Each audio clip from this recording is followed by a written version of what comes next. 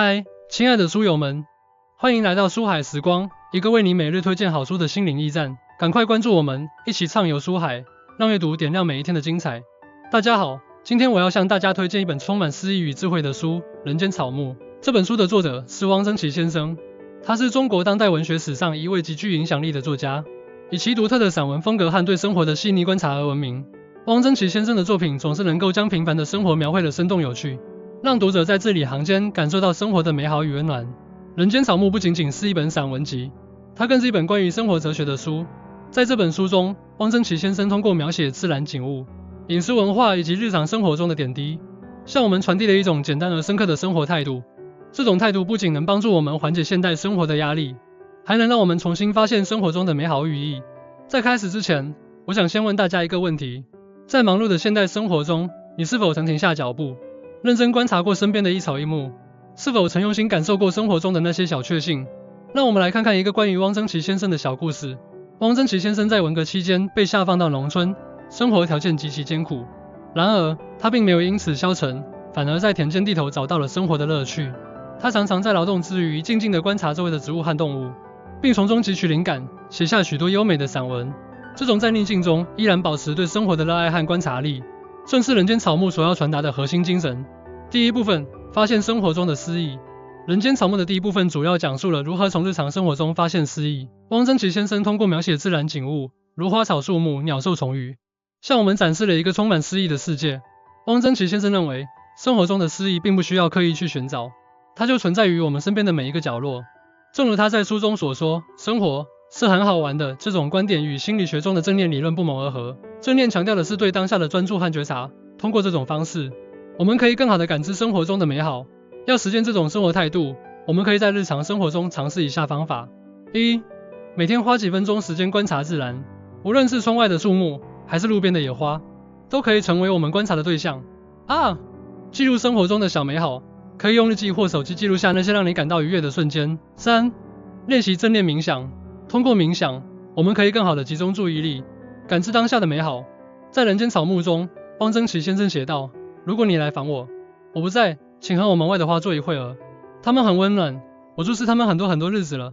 这段话生动地体现了他对生活的热爱和对自然的细腻观察。有一个朋友告诉我，自从他开始每天观察植物后，他的生活发生了很大的变化。他不再感到焦虑和压力，反而变得更加平静和满足。这种变化正是人间草木所要传达的理念。通过观察自然，我们可以找到内心的宁静和生活的诗意。第二部分，品味生活中的美食。人间草木的第二部分主要讲述了饮食文化和生活中的美食。汪曾祺先生对美食有着独特的见解，他不仅喜欢品尝各种美味佳肴，还喜欢亲自下厨，尝试不同的烹饪方法。汪曾祺先生认为，美食不仅仅是味觉的享受，更是一种文化的传承和生活态度的体现。他强调，食物应该用心去品味，而不是简单的吞咽。这种观点与慢食运动的理念相契合。慢食运动倡导的是对食物的尊重和对生活的热爱。要实践这种生活态度，我们可以在日常生活中尝试以下方法： 1. 尝试自己动手做饭，不仅可以享受烹饪的乐趣，还能更好地控制食材的质量。 2.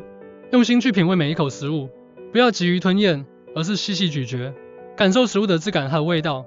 3. 探索不同的饮食文化，通过尝试不同国家和地区的美食，我们可以更好地了解多元文化。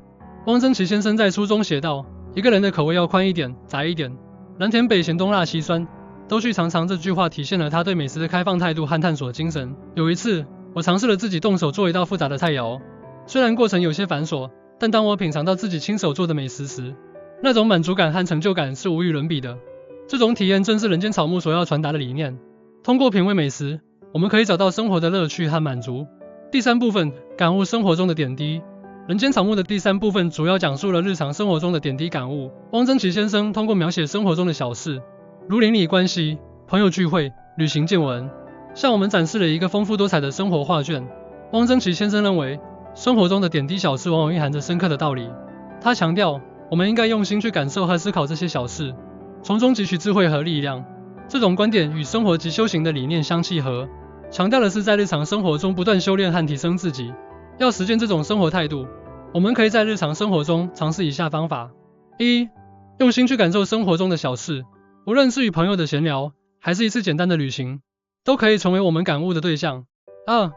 记录生活中的感悟，可以用日记或博客记录下那些让你有所启发的瞬间。3. 与他人分享你的感悟，通过交流和分享，我们可以获得更多的灵感和启发。在《人间草木》中，汪曾祺先生写道：人总要待在一种什么东西里，沉溺其中，各有所得，才能证实自己的存在，切实地活出自己的价值。这句话深刻地揭示了生活的真谛。有一次，我参加了一次社区活动，与邻居们一起分享各自的生活经验和感悟。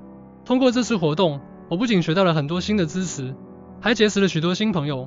这种体验让我深刻体会到，生活中的点滴小事往往蕴含着丰富的内涵和价值。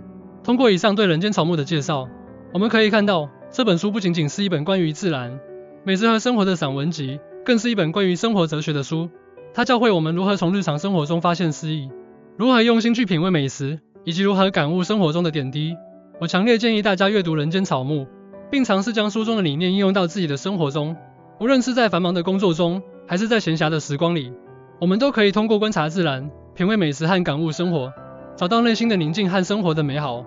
生活就像一本书，而《人间草木》就是那本教我们如何用心去阅读的书。